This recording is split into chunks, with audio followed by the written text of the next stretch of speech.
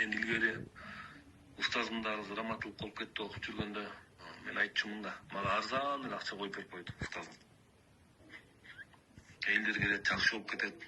Кармаган жерине жакшы болуп кетет. Канчалаган оорулар мен курортто иштеп жүргөндө, курортто гимнастика кылдырып эле канча киши жакшы болуп кетти. Эртең гимнастика өткөрчүмүн, бекер өткөрчүмүн.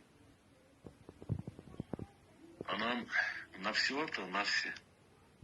Давай кыл, давай дейт. Анан бүттү, ошол жерден ачкөздүк кетет. Анан биз касиетти анан туура эмес жолго жумшайбыз да. Менде эле болгон андай мындай. Бирөөнүн анча-мынча башын айландырып дегендейчи. Түшүндү? Баягы карысын селге колдон үйгөн, баягы эме. Мындай эми Кудай сактасын, бирөөнүн акчасын алдап, бирөөгө зыян тийгизбей, баягы мындай. Анча-мынча баягы анча-мынча эми кичине болбогон акча баягы эмени иштетип дегенде напсыны иштетип жүргөн күндөр болгон да, бирок. Жинап бар. Бирок Кудайга шүгүр устаздарым болуп, устазым болуп, анан ошол жакта мен түзөп кеткем да. Түзөп кеткем. Ошон үчүн биз Кудай берген касиетти туура эмес жака колдоно беребиз. Эмне болот? Биз касиетти туура эмес жака колдонсок, ал бизге жүк болуп басат. Бир эже келди, өмүр бою кызыкчылыкта иштеген, адам көргөн киши экен. Адам көргөн киши экен. Келди, чындай касиети чынында күчтүү экен. Анан экөөбүз сүйлөшүп отурдук.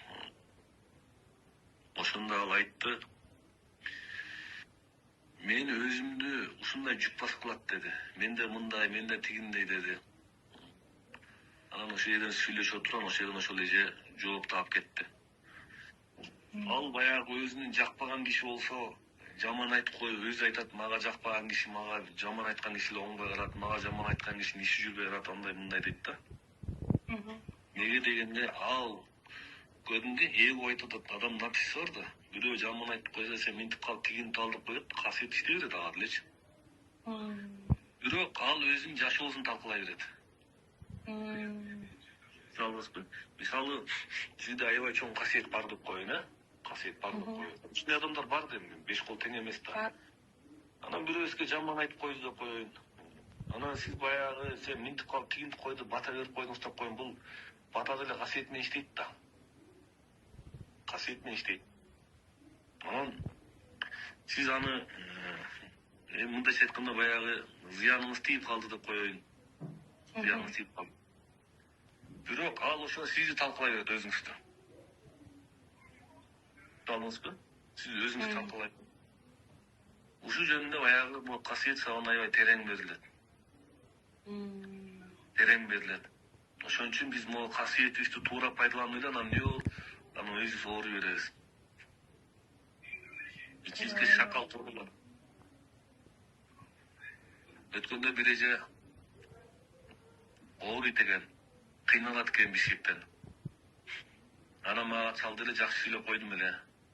Эже, мен ушундай деп койсом, ой балам, рахмат, өмүрүң өссүн, ден соолугуң өссүн, мен сени балалап алам, мен минтип алам, тигинтип алам. Укмуш деп жөн эле батасын берип кетти. Кийинкиде дагы 1-2 жолу чалды, бирөөсүнө жооп бере албай калдым.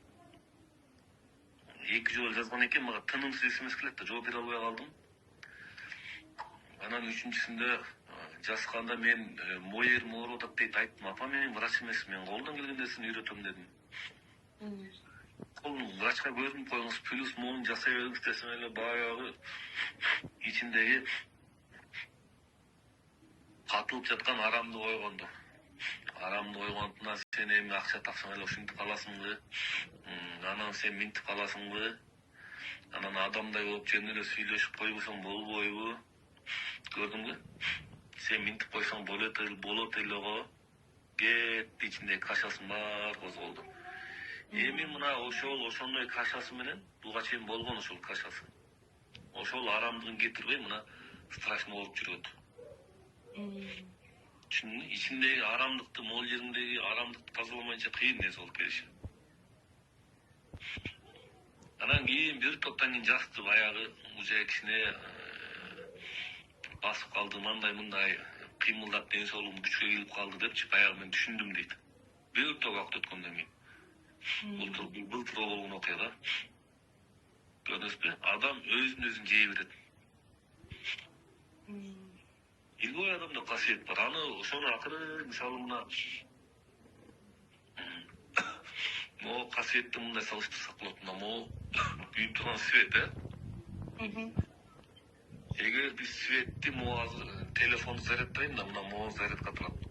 Азыр могуну мен прямой телефонго улаштырып ийсем эмне болот? Телефон күйүп кетет. Туурабы? Эми ошол буну акыры немеге сайдып, точкага сайдып, буну могу бөлүштүрүп бере турган аппарат. Анан акыры азыраак ток менен могу телефон заряддалат. Эгер касиет деле ушундай нерсе. Касиетти адам пайдаланганды билиш керек. Пайдаланганды билсең, өзүң касиетиң өзүң түбүнө жетет.